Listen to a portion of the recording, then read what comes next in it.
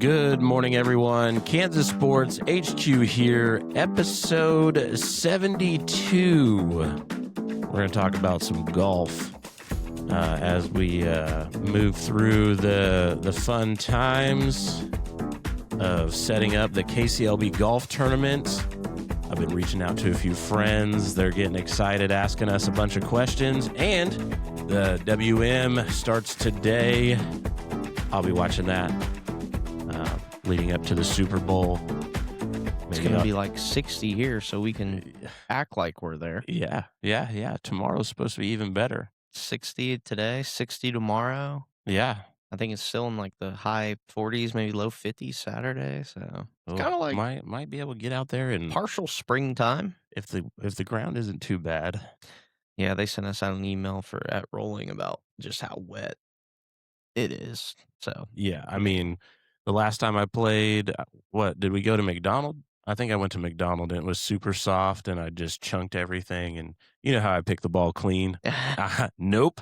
Every time the ball would land, it's like all the way in, and I can't. I can't. I haven't been to McDonald in a long time. Yeah, it was just it was a disaster on that side of it. But whatever. I mean, that place has more goose poop than it has friggin' nice grass. I don't doubt that. So today we're going to have somebody jump on about that. Sheldon, they play golf or they just So guest today, his name is Jacob Roth. He's an instructor. He actually is getting ready to move to Kansas City. I don't know the exact title of his new thing, but he's in his like trying to be like a pro guy and doing the whole bit. So he'll be able to tell us a little bit more on the details of that. I just know him because he's worked at the golf course and got to know him a little bit. Super cool guy, local dude. So just awesome personality. He's a cool dude. So I'm excited to have him on. Sad to see him go though, because me and all the guys that play over there, we're like, man, you're like the coolest dude here. Like he's like just a normal guy. You know, he's not your typical, uppity up type. Your typical person. golf bro. Yeah, like he's just he does lessons and like his teaching. He puts a bunch of stuff on social media and does different things for that. And I don't know the test or the thing that he just did. Like he just did something that he passed, and so I think that's how he was able to start getting different job opportunities and different things. So yeah. So I mean, I'm pretty stoked about the golf tournament stuff. Locked in Willow Bend. We will be doing it on Friday, and a couple changes on that. We've had Saturday golf tournament for the longest time, and then they went all corporate on us, so whatever. But everywhere's kind of that way nowadays, so we just got to go with it. But yeah, I'm excited about that. That tournament's always a lot of fun. Appreciate all the people that come out and support us and have fun with us. It'll be on Friday, so mark the calendars. You're going to have to take off a little bit of work to be able to come out, which may a 3-day weekend before and then another 3-day weekend because we know you're not going back to work after the golf tournament. Yeah, it'll mix up it'll probably mix up some of our players, which is fine. I mean, so we may have some guys that have more big boy jobs coming out to play with us that want to take those Friday afternoons off or mornings off, whatever it ends up being. Isn't it? It's going to be a morning start this year, right? Yeah. Still going to have the putt off. I'm not going to dive too deep into who the food sponsor is because that's still a secret. Yeah, I'm excited. That'll be a fun thing. We always have really good prizes. I know we already got I got a couple putters. We had 4 putters available last year, so we used 2 last year. We're going to have 2 this year. So maybe the best ones according to our boy Garrett G. Yeah, we kept them on the down low so that way we can have some awesome prizes this year, and then couple guns. Bunch of fun games. We'll have all kinds of cool entertainment stuff out there. Super baseball themed. Just it's a blast. So it's a lot of fun. Hopefully you guys get logged in and wanna come in there with us and have a good day.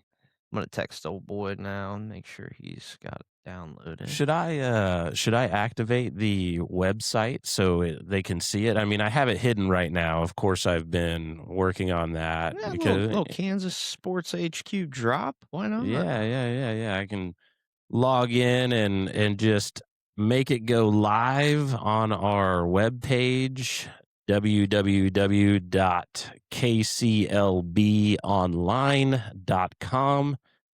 Slide over, find the More tab, and you'll see the KCLB Golf Tournament. Has some cool pictures, the countdown, a little explanation of what things are, and obviously, if you're ready to go, you can jump in and make it happen. Get registered up, get locked on, locked in. Oh yeah. Sent it out to a couple buddies to check it out last night just to make sure I wasn't missing anything. And of course, I needed to add a few things. So put those on there this morning, and we're publishing as we speak, which is great. Oh no. It says we can't publish at the moment. All that suspense for nothing. Oh my goodness. What? That's all right. We'll get it figured out. What up, Jacob? Good morning, sir.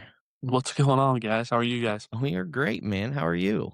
Not too bad. Hey, slide that camera down just a little bit. So there you go. Yeah. Now your head's there. Now he's in. Nice. Awesome, man. Well, hey, thanks for hopping on with us. We were kind of talking about what we might want to talk about on the pod today, and we were like, waste management's starting, so maybe we should talk some golf. And I was like, you know what?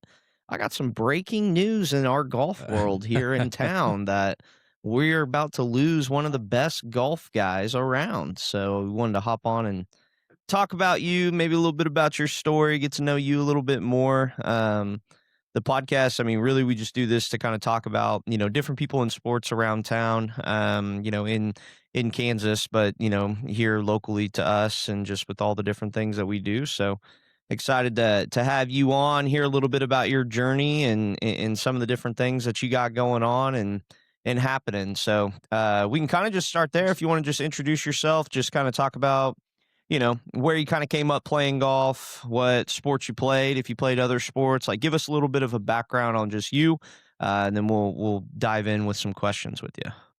Yeah. So I grew up playing every sport. Mostly I was a big basketball player. My family's nothing but sports. One of my uncles played in the NFL, so I'm kind of the runt of the litter. Everybody's in my family's usually 6'2" to 6'5", so yeah, but how tall are you? Like 5'10". Oh, yeah. I feel that. I'm the shortest male in my family. Yeah, so I'm just short. So I grew up playing basketball. Kind of figured out, hey, 5'10" doesn't work in the basketball world, so I started to jump around, and I got into golf when I was a kid doing junior golf and stuff like that. So I always loved the game. I just, golf's not always the most exciting thing when you're a kid. So jumped back into it when I was probably a sophomore in high school, junior in high school. And then from there went to Barton for a year to play golf. Where'd you go to high for a school? year. You go to Mays? Mays. Yeah. Yep. I went to Mays. Yep. And then I finished out at Newman. And then I decided I didn't want anything to do with golf. And so I went and went down the business route and did that. And then I was like, I actually really do love golf, and got back introduced to it with the first tee, came to Wichita and jumped into that, and then decided I was going to just go full blown with it and started working at Rolling Hills.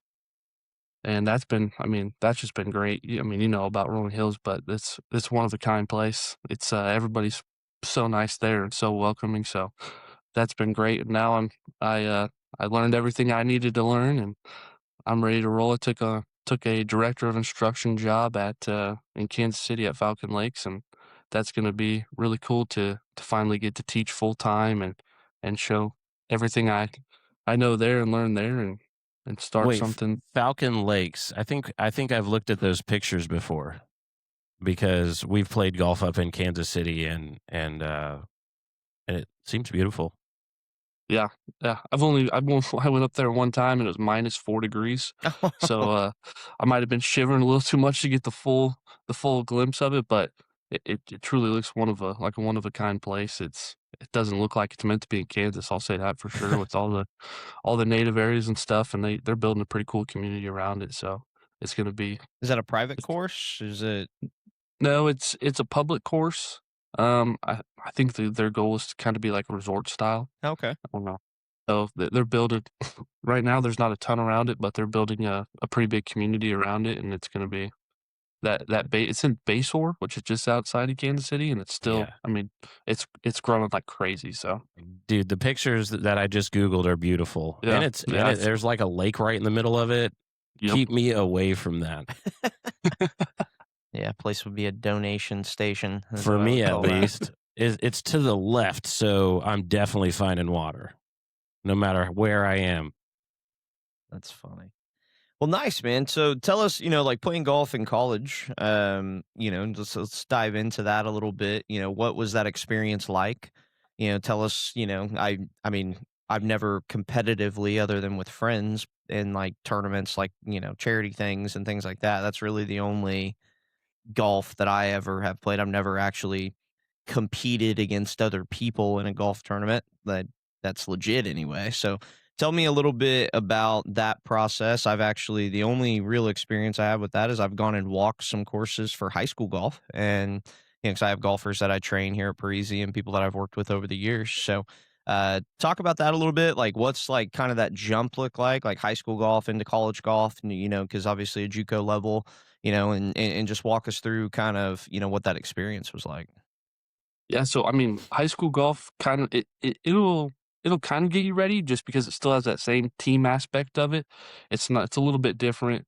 The jump from, professional out of college is a really different.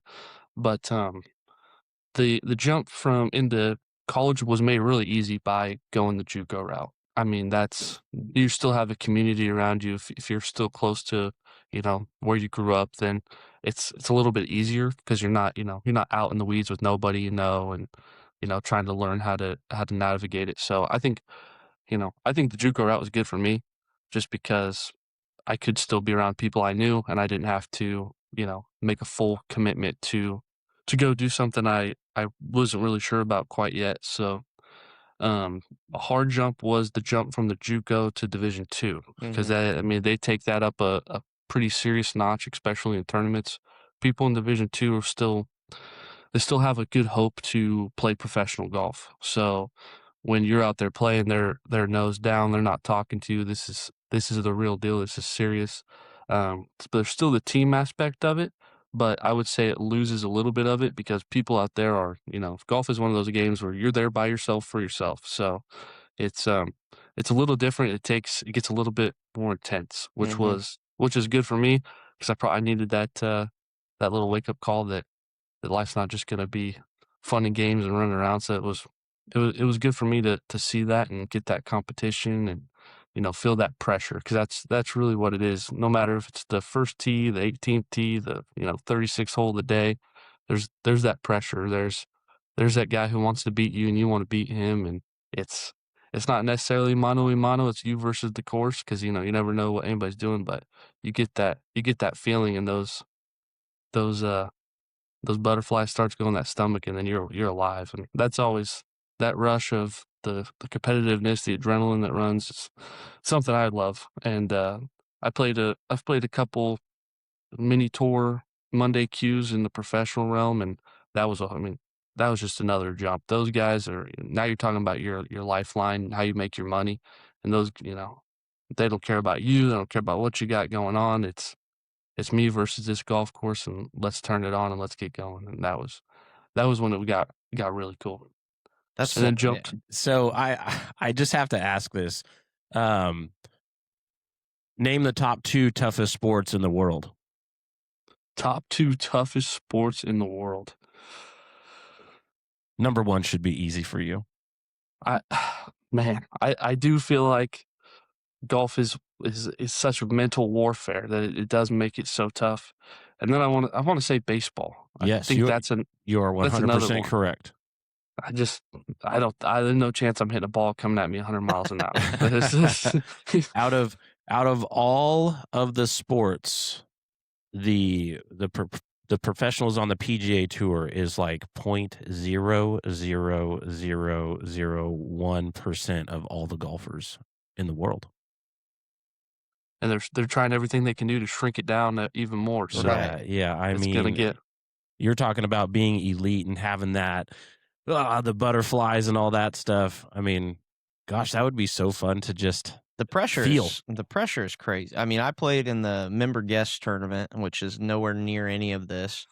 But like I remember vividly. I mean, we just played not too long ago when it was, I guess, towards the end of fall or whatever. But like we got out there on the first tee, we're playing some game I ain't ever even heard of, like and they're trying to explain it to me, and I get up on the tee, and I have no clue what's going on, but I feel like I got 100 people watching me. You know what I mean? These two old dudes that I just met, which they were super cool guys. By the end of the day, we were all buddies, but I'm sitting there and I'm like nervous. I'm like, what the hell? Like, why do I feel like this? I don't understand what's going on. I've played in all kinds of big games on a different field, it's just, and it was just wild. I remember I shanked it like hard left. It went like 50 yards. I was just like, what is going on right now? Like, I have no clue what is happening, but it was legitimately like this pressure feeling that you were just, I don't know. It was weird. It's hard to explain it because there's absolutely nothing on the line out there for anything other than, I guess, my pride. But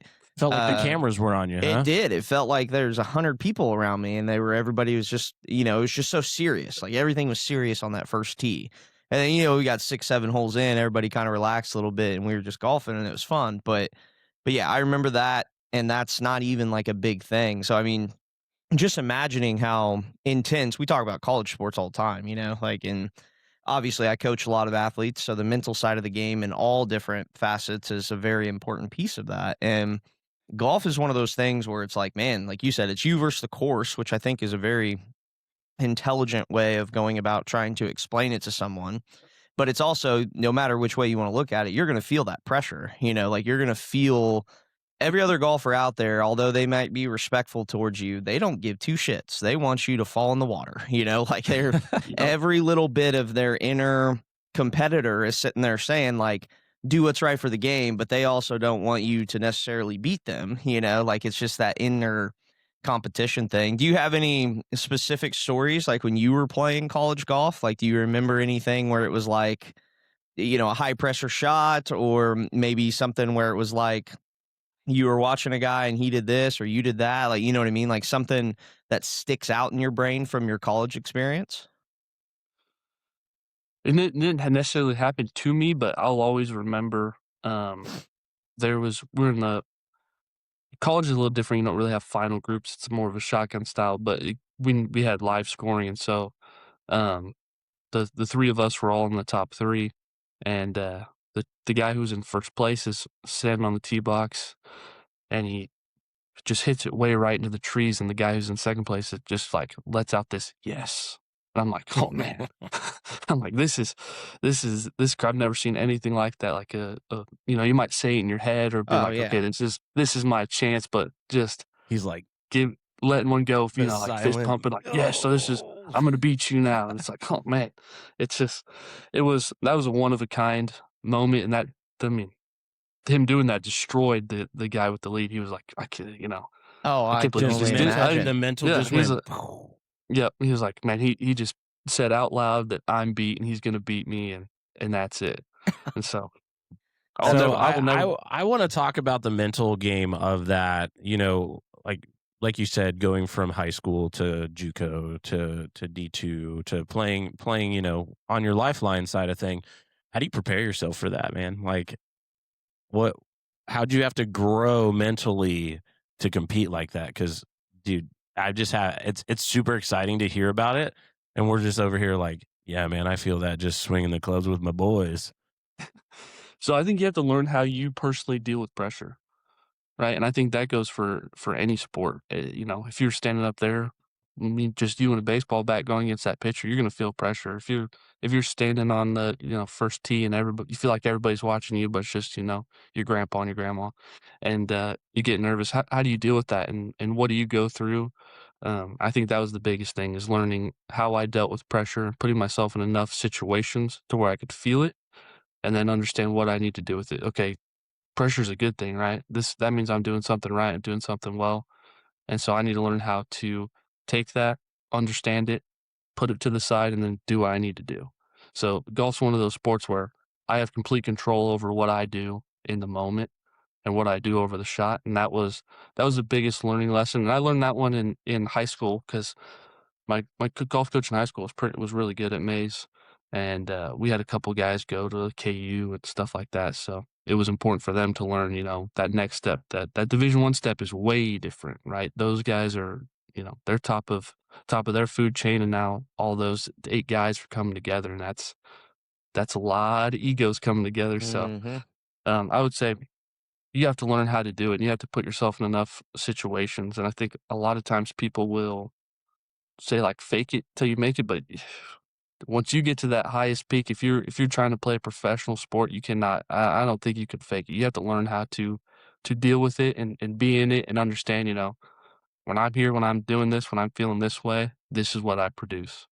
And so just rolling with that. I Yeah, think if you're that was faking it at that point, you're getting chewed up and spit yep out, and yep. you're gonna have a real long set of days. That is not water in your water bottle at Right. that point. Yeah, that's gonna be a long one. So on that, so for you, like, is there?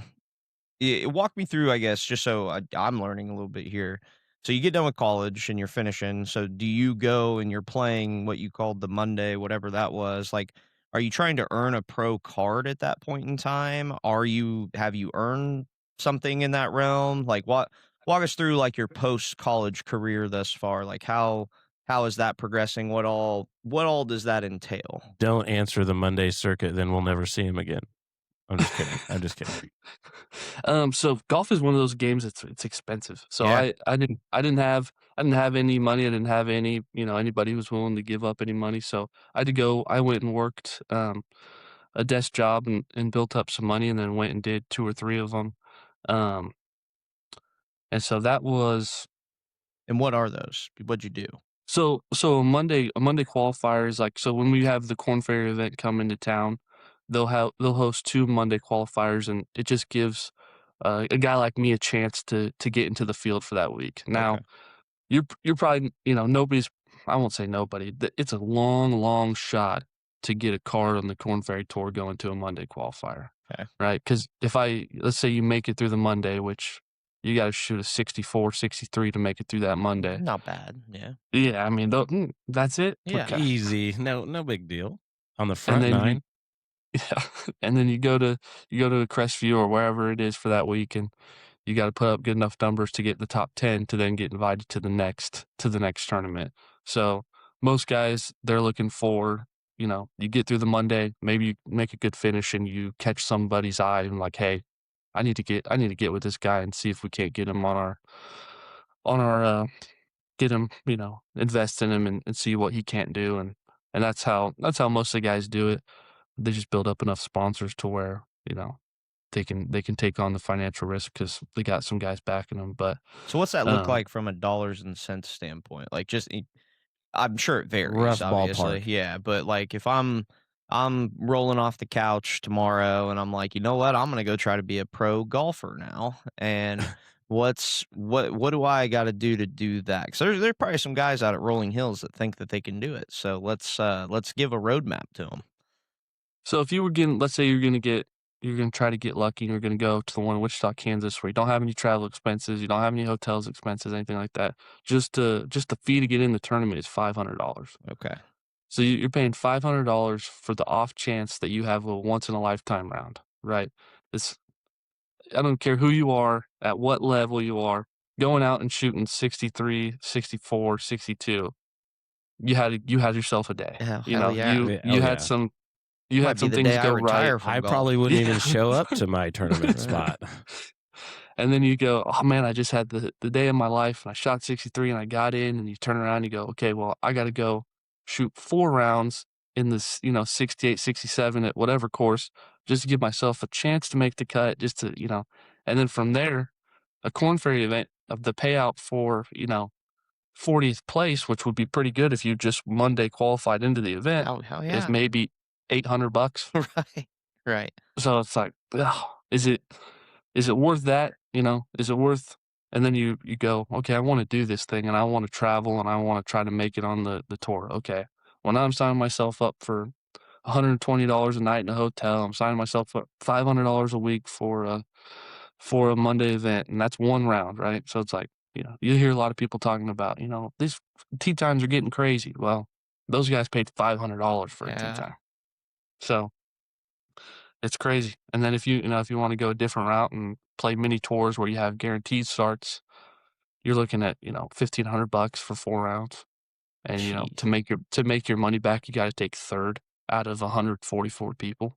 Wow. It's So just wild to me that I mean, Mhm. obviously there's tons of golfers, so that it's not wild in the same right, but it's also crazy to think that there's that many competitive guys that are yeah, willing to pay the money, and to be able to do that on a consistent basis, because I would guess after a couple of weeks, guys would be like, yeah, no, this ain't gonna work. Like, they I don't. mean, you got to have some expendable income to make that happen. Even if you were just talking regionally, right, from here to Yep, Texas, like yep. a 5 hour window in all directions, that's still expensive. Like, even if you're driving everywhere, I mean, you're gonna rack up some bills pretty quick unless you got a lot of friends that you're staying for free with. But even then, it's We're still, I mean, paying Still the golf expensive. is Yeah. expensive. we're Yeah, not even talking about equipment. We're not talking Yeah. about coaches. We're those kind of things. I mean, I can only imagine it just adds up quickly. Yeah. I mean, the people who can do it and have a good chance of actually making to the tour get with somebody early that, hmm we believe in you. We think you can do this. We want to see it through. Because getting on the PGA Tour, I mean, you look at this guy like Scotty Scheffler. It's not like he came out of college and was like, I'm the best golfer, right? He struggled through it just like most yeah, people did. So, but he just had the backing of, somebody's hmm like, I believe in you. So probably some donor from Texas. yeah. And, Well, and he didn't got the he, opportunity. I did see a post after he won the American Express.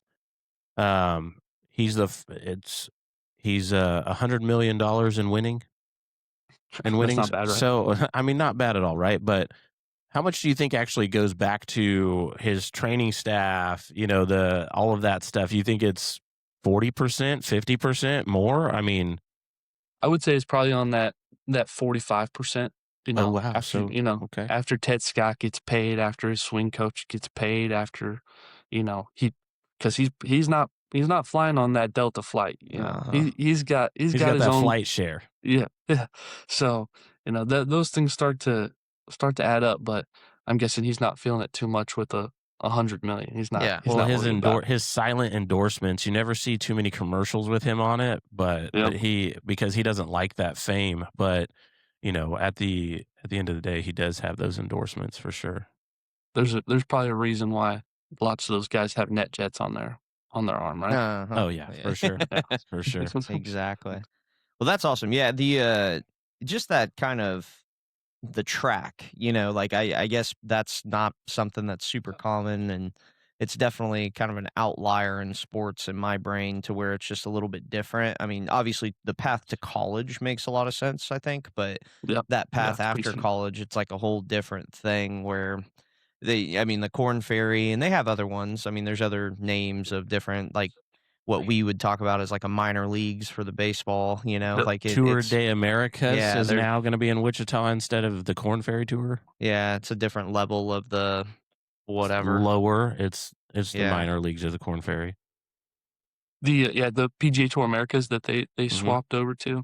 yeah. Yep. So we actually at Rolling Hills they hold a equal level tour event for the women, Mhm. which has been super cool. Yeah, that's been So awesome. I went out there's a there lot this of last year, it was really cool. yeah, yeah. It's cool to see. We don't really talk about Wichita, Kansas as a hot spot for sports, right, or for anything, but to see two, you know, events that these guys are fighting to get a PGA Tour card, and they might be somebody someday. It's awesome. It's awesome to see it come here, and it's awesome to see them grow and get better every year. Yeah. No, that I went out to that and like the setup and all that stuff and just seeing a lot of the members that were out there as well too, like supporting the girls and like Yep. just, just making them feel at home and just kind of getting to know them and stuff. I thought that was awesome. Just building those relationships with them and Yep. supporting them because they're all away from family and a lot of them stayed with members. Yeah, that which I Yep. think it's like a little mini host family like what we do for baseball. But it was cool to kind of see that community kind of rally behind them. Like you said, Rolling is a pretty cool spot. It's a fun place, a lot of cool families out there, and that was just another reason, another showcase of that, I think. Yep. But another question that I had, so like we got the track part of that kind of figured out. What you would say like maybe for a common listener that doesn't know a ton about golf, right? What would be some maybe some tips or some, not like on like golf the game, but like some of the unwritten rules? Like, do you have anything that you remember that you were learning, as you made that jump from high school to college and then college, to trying a few different professional events? Like, what were some of the unwritten rules that maybe if I'm a golfer, I'm going to go out there and play with some buddies? Obviously, it won't be the same intensity or whatever, but what are some of the things that you learned along the way that you might be able to share with some people? There's a couple good ones that I never knew would be a problem growing up, but there's a lot of people that, they like to yell on the golf course, and that's one that, get a little dicey, and I've seen that a lot at rolling hills where, you sink that 40-footer, and if you were to, you hit that half court shot in basketball, you hit that home run in baseball, you're going nuts, and that's something that you're not supposed to do it, but, sometimes I love to see it, I won't lie, Yeah. it gets me a little hyped up, but it's like, you'll see him throw the putter up in the air, and you're like, "Oh, man, where's that gonna come Uh-huh. down?" And they start yelling, and then people across the way are looking at you like, "What are you doing?" Like, This is supposed to be peaceful. yeah, but, I've seen a lot of those, a lot of the putter throws, a lot of the yells, and then you're looking at the green like, how do I how do I fix this? How do I Mhm. how how do I get this playable again? So, I would say some of the I'll go down a rabbit hole and see the videos of the people, like, hitting full shots on the green. It just tears me up. Oh, Tears me that's up, like, "Oh, somebody's gotta fix that." yeah. That's gonna be it's not Yeah. gonna be good. You're like watching it. Did you ever have any, like, times where you were playing and, maybe you forgot something or maybe you did something that everybody was like, "What the hell are you doing? Like, why are you doing that?" Like, do you ever have any of those moments? A funny one is I teed off. So in college, you're playing 36 holes on the first day, and Okay. so sometimes you're teeing off at 6:45 in the morning. And one time I didn't change my shoes. I had slides on the first tee box, and that was pretty funny. I looked at the golf coach and I was like, "Hey man, can you run back to the van?" Like, and he's looking at my feet like, "Sure." Well, what else are we gonna do here? That That's was pretty a good. That's another one I'll never forget that one. Just looking down, everybody's looking at me like, "Dude, like, is this what you really do? Like, do you Like, actually dang, dude, this play?" dude must be a freaking god out here. He's playing in slides. It's either this guy's really good or this guy sucks, and Yeah. he's Those just cro waiting to get this over with. I mean, if you had Crocs in 4x4 mode, I still would put you on a competitive level. It was The old That was sport pretty funny, mode. and nobody said anything to me when I was, like, warming up putting or hitting shots. Yeah, Everybody was just exactly. like, Well, they "He'll put don't them on." care. Like, he They're knows like, he knows what he's Maybe doing. they knew you were just in the zone. I mean, that could just be the situation. You were in the zone and totally didn't realize that you had slides on. Yeah. I didn't. I must have been in some zone or I hadn't woken up yet, but I had no idea until I got out there and looked down and was like, "Oh, I'm in trouble." yeah. Tell us a little bit about your, because I know you do instruction. Obviously, that's the job that you're taking Yep, up in Kansas City, which I think's awesome. Sad to see you go. I was telling Dave yep. as we started this, I was like, you're like for all us normal people that are out there running around, you're like the coolest guy in the shop. So everybody likes to talk to you and hang out with you. But tell us a little bit about your instruction, some of the stuff that you've done, here in town, and then, kind of what that journey's kind of look like. So I know you had to pass some certification stuff and do some different things there. Talk to us a little bit about that. Yeah, so I kind of always known that, once I got started in golf, there's not a lot of instruction jobs in Wichita just 'cause, we don't have that many courses. If you look if you look wide view, a lot of places have 20, 30 courses block to block, especially the farther south you go, and Wichita doesn't have that. It's probably never gonna be a golf mecca. People don't come here to go to golf courses. Now we have your Prairie Dunes and your Flint Hills and stuff like that, but those are national courses for a reason. People are flying in to play those ones. Mhm. So I always knew that I was going to try to get into a instruction role. I just didn't know how I was going to do it in this area. And so I got drawn on to Rolling Hills because Dave kind of went through the same route that I went. He was an assistant, then he went to a director of instruction, and he had that playing background and he had met some cool people. So I was drawn to Rolling Hills just because of him and his background and what I could learn. And man, did I took every opportunity I could to learn from him. So I he was one of a kind. He was really, really good for what I'm trying to do and where I was trying to go. So, like I told him, I can't thank him enough. But I would say um, going to Kansas City is going to be really cool, just because that is turning into a little golf mecca. You Yeah. know, it's not like warm weather or anything like that, but it is turning into a golf mecca. They have Corn Fair events up there. They have multiple Monday qualifiers. They have so many golf courses. Um, but getting into your question of instruction stuff, I would say, you know, golf's a sport, and always look at golf as a sport. I think so many people will go down the route of, golf is not a regular sport. I got to try to do this and that and this, and it's like, it's just another sport. And if you break down how the greatest guys of all time did it, they treated it just like a sport. And that will always be my big teaching thing. I won't get too deep into the weeds of it, but it's treated as a sport. Don't treat it as a different entity or a different thing. It's basic body movements that we make really, really difficult. Mm-hmm. I love it. Yeah, I need Yeah. more of that because I make it really difficult all the time. So, I know you're gonna be moving to Kansas City, but have you seen the talk about what what they're trying to bring to Hutchinson with that golf and hunting resort? Yeah, What yeah. are your thoughts on that? That's I've talked to quite a few people about it, and there's in Kansas City. So the guy who's going to do it is one of the guys who are going to do it is actually the owner of Great Life, Oh, which is okay. a huge Yeah. huge golf company. And everything that I've heard is it's just going to be a playground, right? These these guys are putting together, not, it's a good chunk of change, and they're going to put together a playground for themselves. I don't necessarily think it's going to, it's going to be really, really cool. You're going to have 45 holes with a 9-hole executive course, and it'll be cool to see how many people take the opportunity to go check it out. But I have a feeling it's not going to be priced for the average guy. So Mm-hmm. we'll see how it actually turns out. But I think it's going to be kind of like a Prairie Dunes 2 type of deal, and just try to create an environment that that top class wants to come to and check out and be a part of. And that's going to be in Hutch. Yeah, so it's at Just outside of Hutch. the Yeah. property that they're looking at already has an overgrown 36-hole golf course. It Yeah. has like a north and a south, right? Yeah, Cottonwood Hills. Cottonwood Hills was designed to build a community around it, and then they couldn't get certain water rights and things like that, so it made it impossible. And then it went downhill because, we all know this.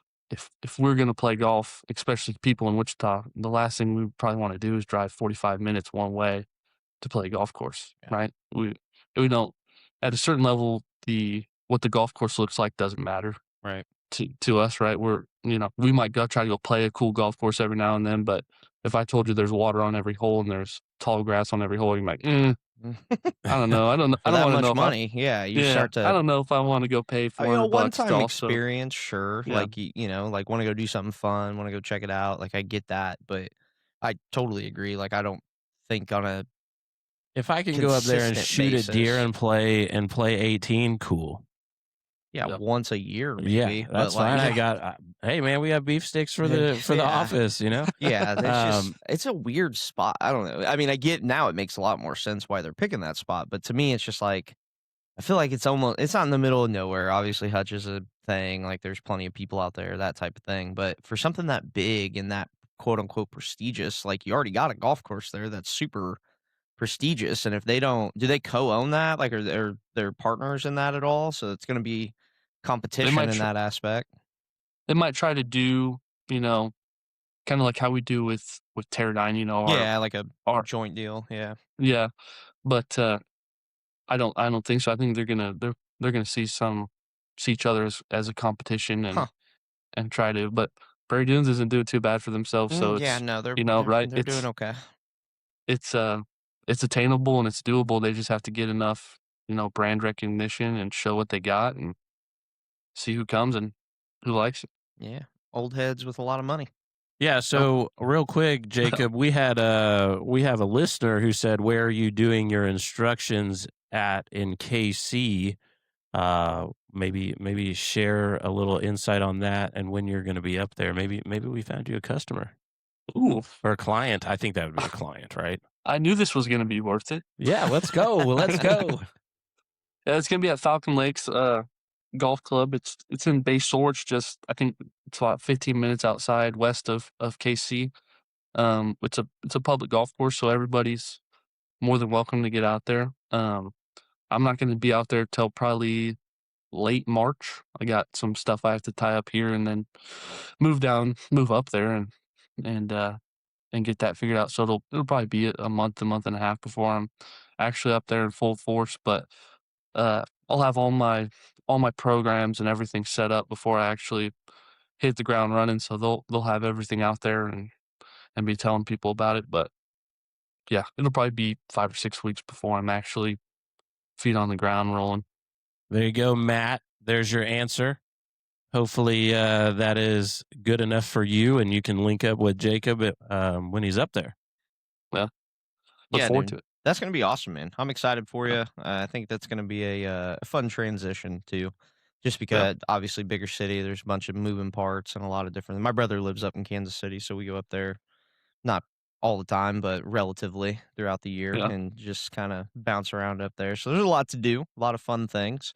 When you're out there, so like with the instructional role, right? So walk us through that a little bit. Like what's your day to day going to kind of look like? Like, are you going up there and just lesson after lesson after lesson? Like that's the plan, or do you help kind of like what you're doing now? Like you're in the pro shop doing a little bit of legwork there. Like what's the the golf instructors of the world? Like what's that job really entail? So that way people kind of get a little a peek inside of the day to day life.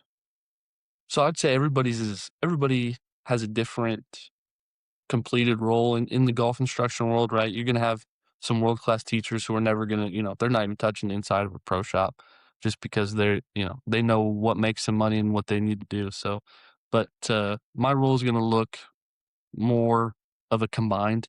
So in the summer, in the warmer months, I'll spend my time on the range, and then as we get into those colder months where there's not too many people out there, and not too many people taking lessons and stuff and like that, then I'll jump in and help them out in the pro shop. So it's a little bit of best of both worlds, right? Get to be inside and see that world, and but then also when golf's hot and running, I get to be out on the course and out on the range, teaching people in that way. So as of right now, it's both. But Gotcha. lots of people have different roles in it, and I don't know if I got to build a community there like I did at Rolling Hills to where I could spend most of my days on the range giving lessons and doing that stuff. So Do you foresee yourself like doing any I don't even know if it'd be Monday possible, tournaments. but like, are you able to, work with like a high school team or college team? Like, is that like a thing that's even, I don't know the rules, I guess, but yeah. is that something where, you might be able to like literally be a golf coach for one of those organizations possibly? Yeah, so those are tough, to be a real, like, coach, like, go to the tournaments with them and to go to practices with them and stuff like that just Hmm. because you're committing to, 3 hours after the day, and then, lots of time in my world, golf instruction happens from, 2:30 to 7:30, right? Because everybody goes to work, and then after they get off work. So that was something I really did wanna do, especially at Rolling Hills and stuff like that. I would have loved to be a golf coach, but it's tricky just because that's the right now in the realm of the working class working with those guys. That's when they want to do their Time. instruction. Yeah. That's when they want to do their programs.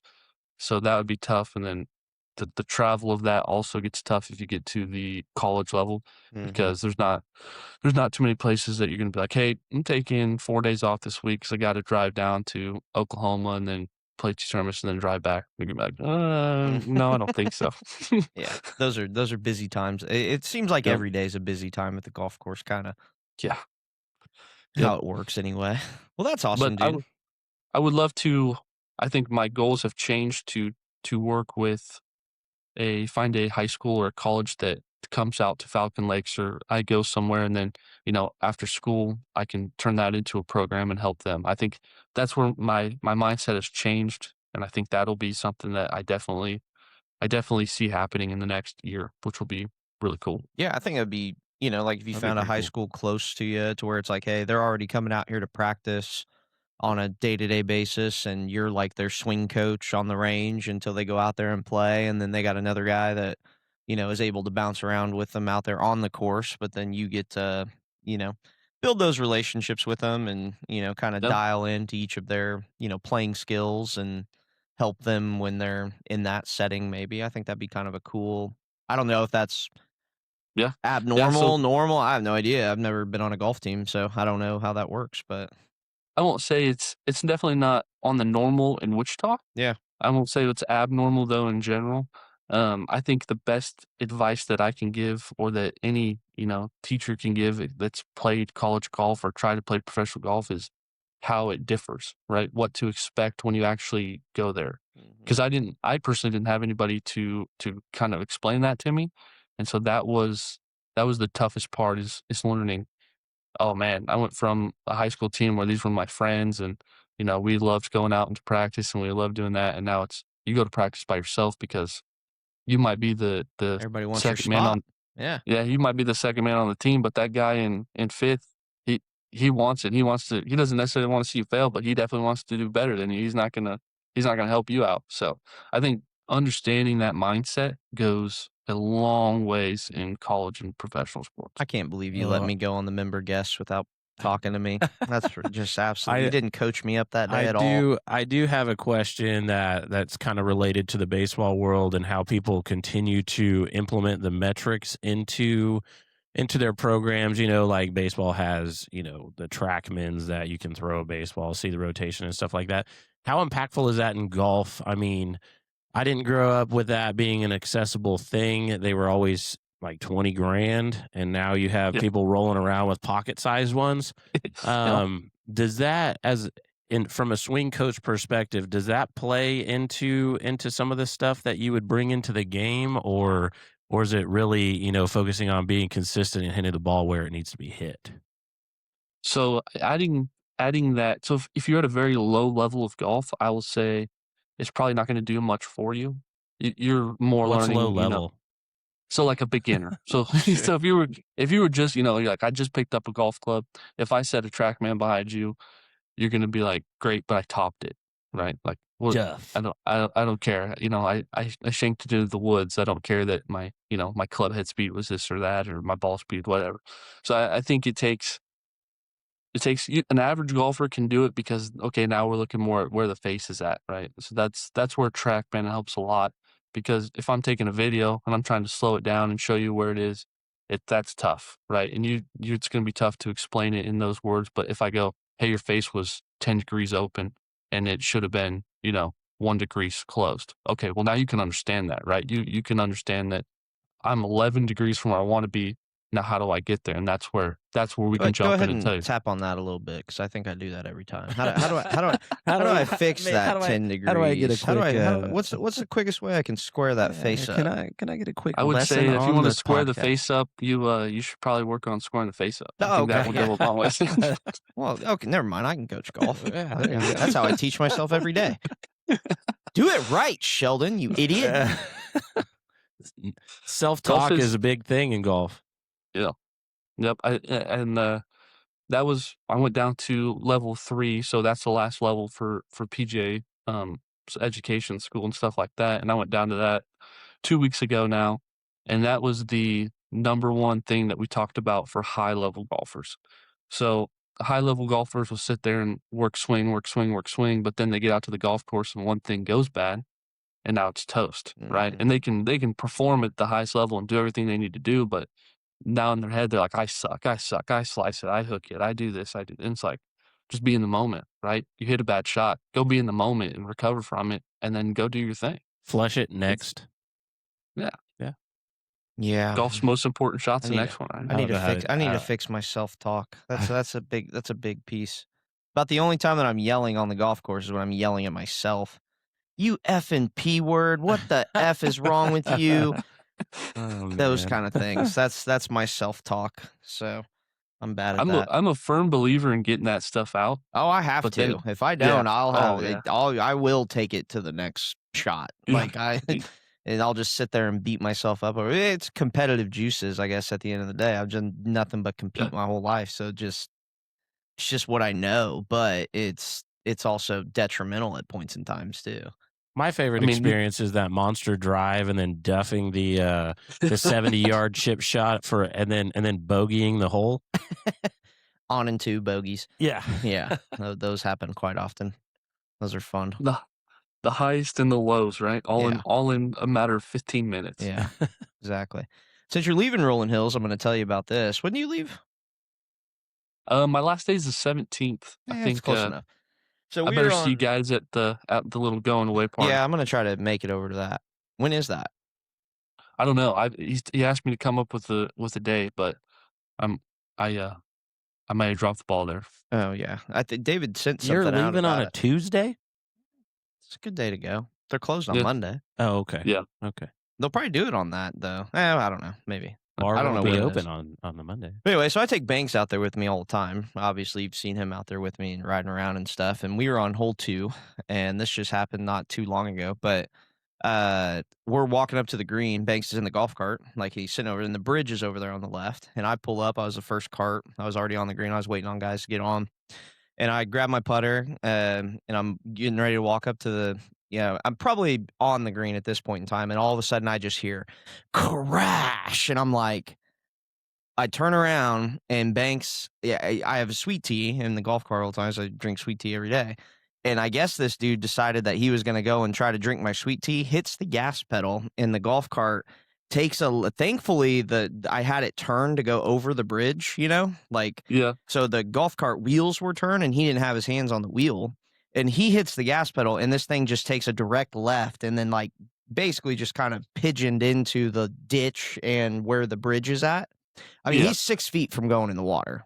Yep. I look back there and I see him kind of rolling out of the golf cart, standing up. I'm okay. Because that's his MO. He just gets up and starts saying that. He's freaked out. He starts, bawling or whatever.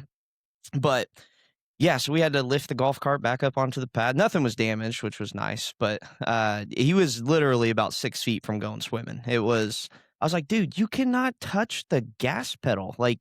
He's, I didn't touch it. I'm like, then how did it move? He said, I was just getting a drink. And I'm like, dude, you can't touch this thing. It's gonna move. And he's just sitting there freaking out. I was just like, oh my gosh.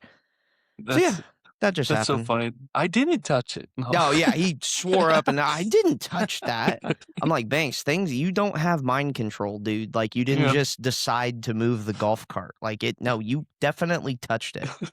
Yeah. His awareness was not there. And he rakes. All he does is rake the bunkers. Every green we go up to, he just grabs a rake and starts raking bunkers for fun. I'm like, man, maybe you're a maintenance guy later in life. You'll start working at a golf course early, but yeah, that was my funny story about Banks here recently. So a little scary.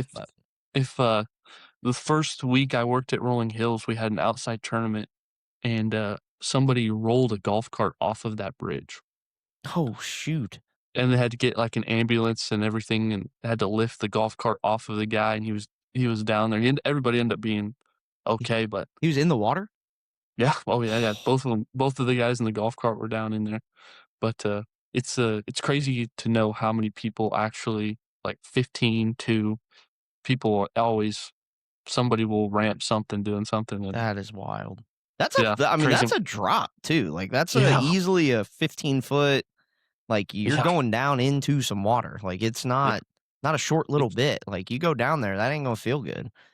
It's always crazy that they people just pop up and walk out of it. I'm like, you're so lucky, man. You just took a 15-foot drop on the rocks. Yeah, that's wild. Crazy. Any other crazy stories out there that we want to air out before you go? Crazy stories I want to air out. Yeah, why not? Just that. I mean, the only craziness out there really is people flipping over bridges. That's not really. That's pretty crazy. That's actually I mean, that's top notch. The Yeah, girls' tournament, I just remember you were telling me about the girls' tournament that one time. They got a little wild out there.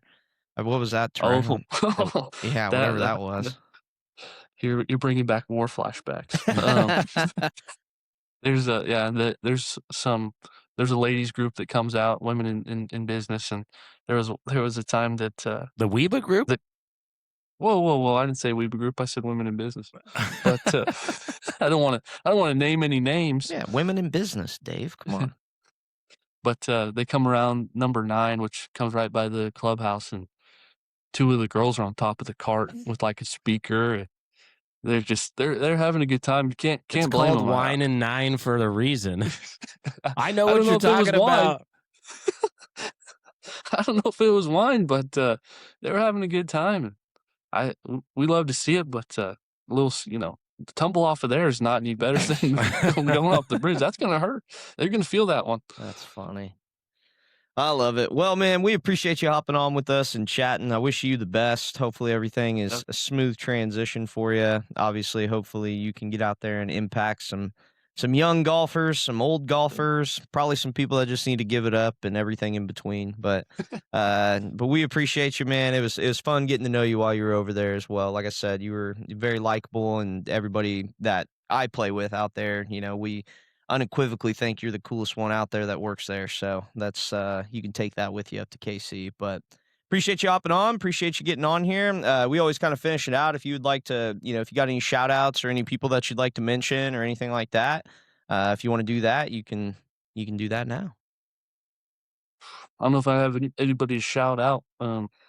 Shout out myself for going to getting a director of instruction There you job. go. And, Hell yeah, brother.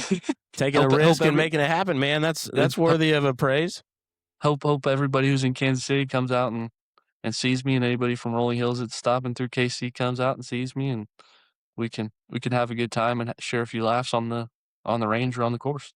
Love it, man. Awesome, dude. Well, thanks for hopping on with us, and I will for sure just check in with you anytime I'm up in KC. Maybe I'll try to pop out there and play and kind of go from there. But appreciate you hopping on, and we will talk to you soon.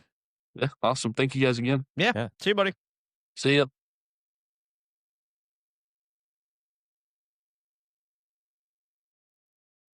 Dude, that was awesome. I didn't realize. Well, you never think about golf being like that high level of Oh, stuff dude, like those guys, that. they're But crazy, man. the competitiveness in it. I mean, you watch like the Michael Jordan thing, or like we're talking the other day, um the Netflix series, just Mhm. how much goes into it and stuff like that, and that's pretty cool to hear, especially hearing him talk about the college level, high school preparing you into JUCO and then going to D2, and then Yeah. how high that level really gets. So, Well, and the thing he talks about, like, and it's something that you overlook, especially if you're a team sport guy. Like, the internal competition in college in general is always there, right? And that's a Yeah. part that nobody really prepares you for. Is you got to learn to balance being a good teammate, but also a competitive one, because at the end of the day, whether it's baseball, football, whatever, right? Like, there's only a certain amount of people that start and a certain amount of people that play every day.